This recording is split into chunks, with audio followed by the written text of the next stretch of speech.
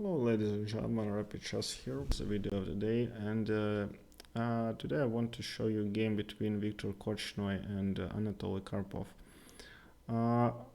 This is their actually second match, because the first match they've played, which was candidates finals of the candidates, and the winner would have played against Robert James Fischer, and Karpov won, and as you know, maybe Fischer just forfeited his title, and Karpov was announced the champion. So this was the first match. The second has been in Baguio City in Philippines. Very scandalous. The Korchnoi has been really one of the most scandalous, I think, chess players in all history. He was saying like when Karpov played infinite matches with Kasparov, he said that, well, FIDE is so like Karpov heavy, they under FIDE rule we will watch these matches forever. And before that, like Korchnoi played Karpov all the matches, and he didn't care about FIDE at that point. And also he accused Karpov of, that all Soviet chess machine is working for Karpov, but he didn't return to Soviet Union and played. So I think all Western chess machine worked for Korchnoi. Yeah, but he was an extraordinary person. There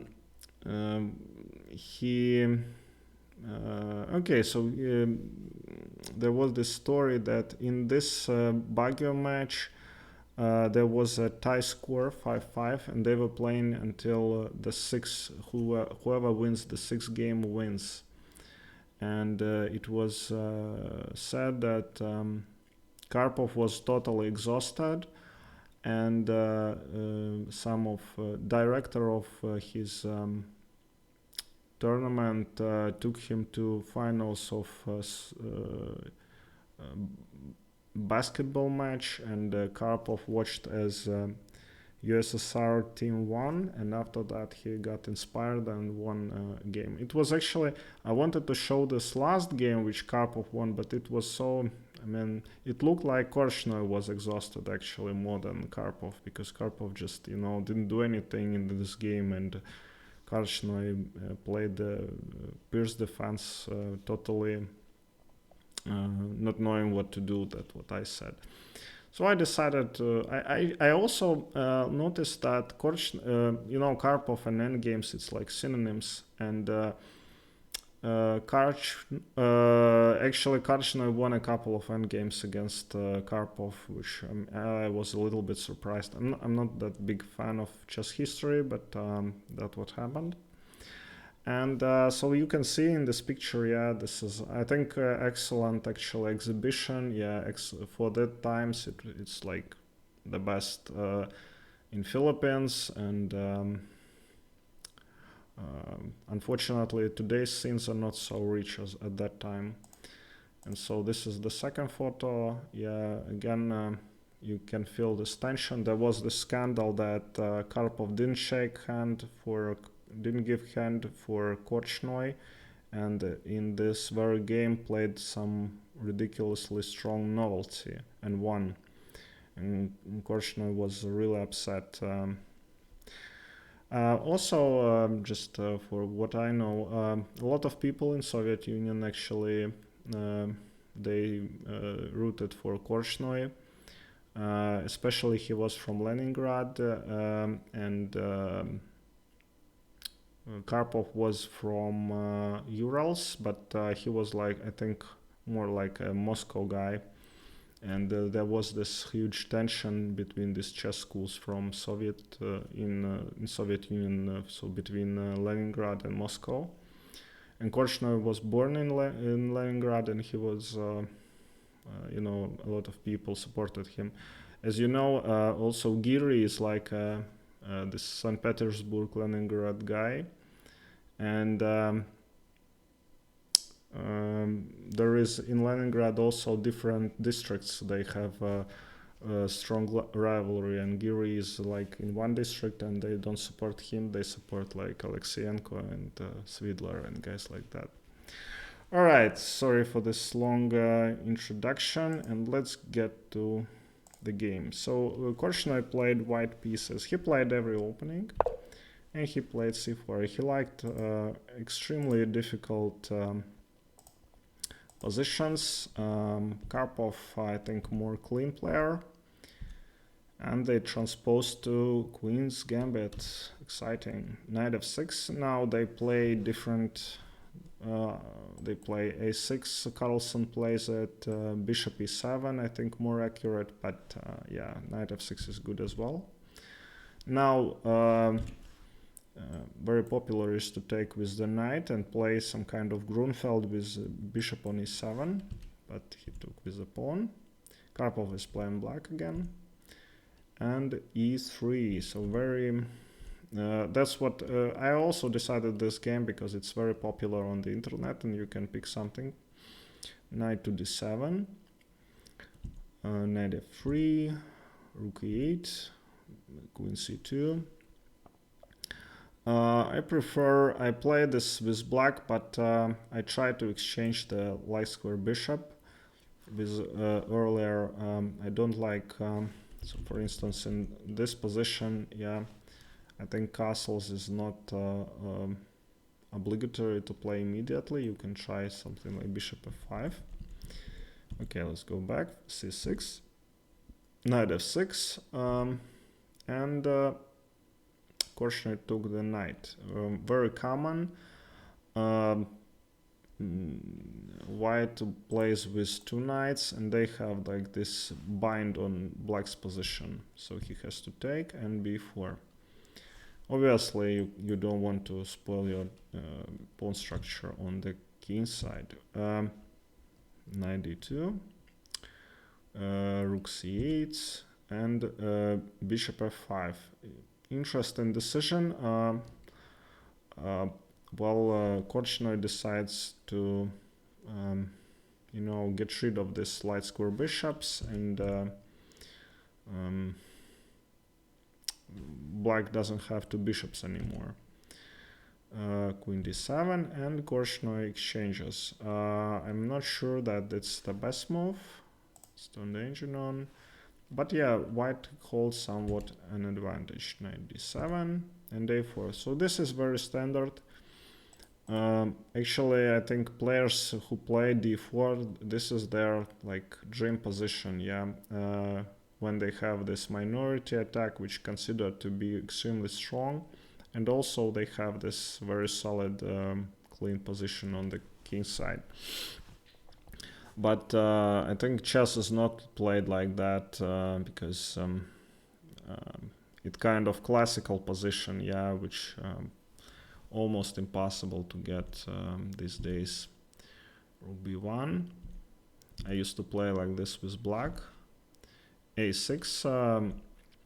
Interesting decision, this a5 move, but engine likes it. Normally you want to break through with b5, but for now Korchnoi wants to have this outpost for his knights, so potentially he will exchange one knight and play knight against the bishop.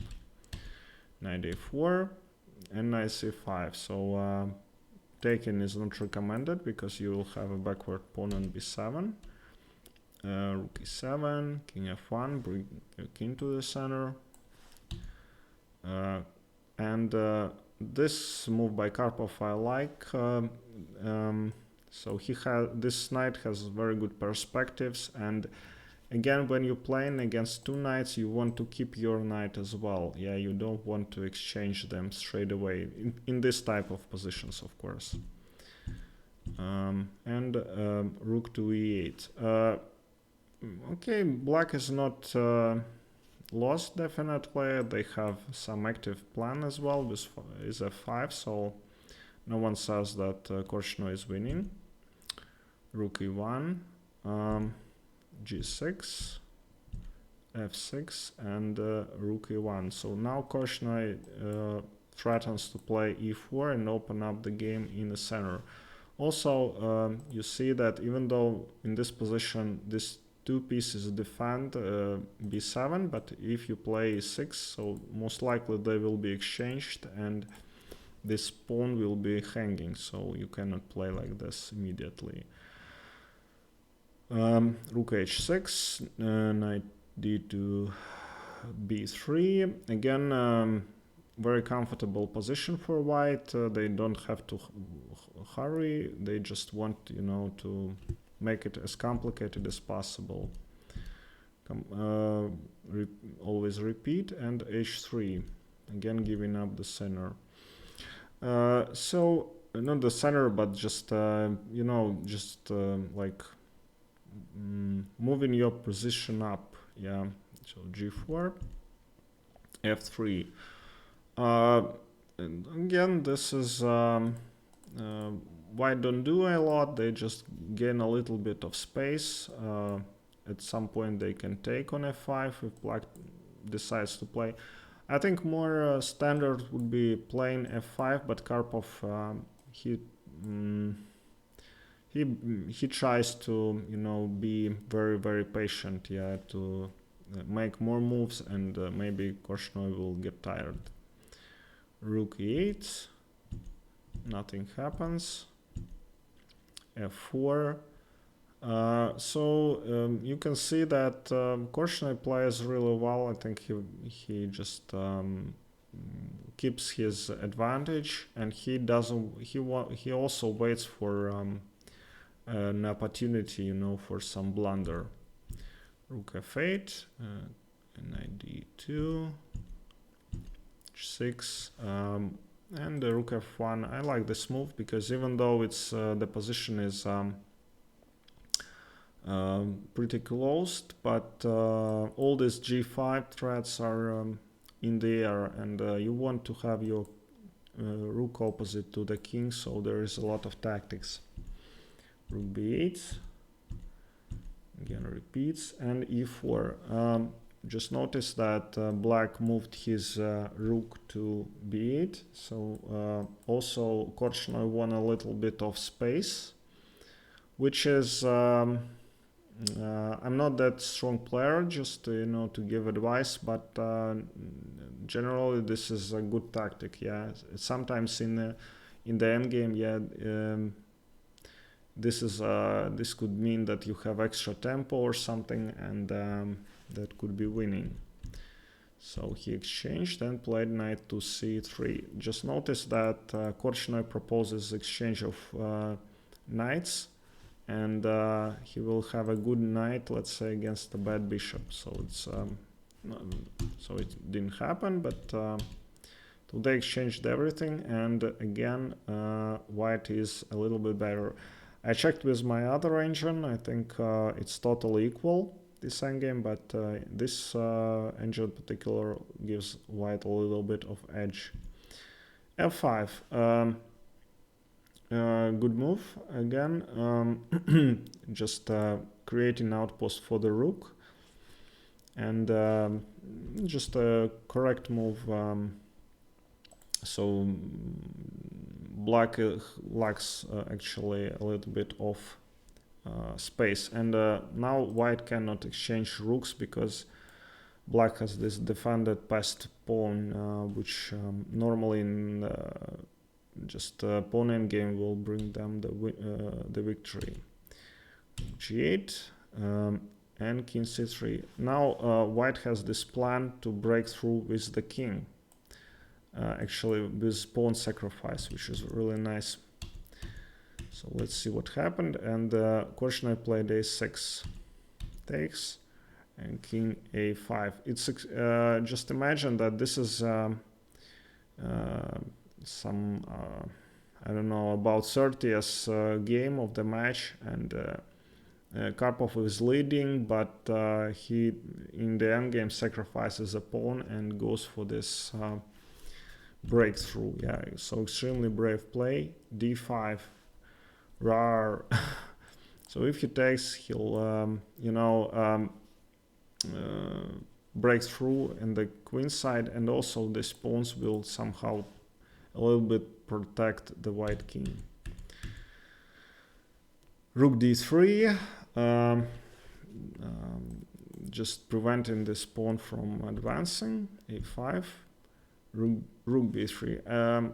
Like in previous lecture, you want to combine this passed pawn with attack of the king, and king has to defend against the advance of the pawn, but yeah, mate threats are more important. b3, so king c6, this is the engine move, just pushing the king from this strong position and creating mate threat. King b8, and so pawn, rook takes b3 check. So let's see what happens if rook defends. It's rook takes b3, and if king to b6, so this is what happened. Yeah, basically, yeah, so possibly Karpov blundered this knight, king c6 with check. Check, check again, and king to b4. So this is all extremely strong by Korchnoi.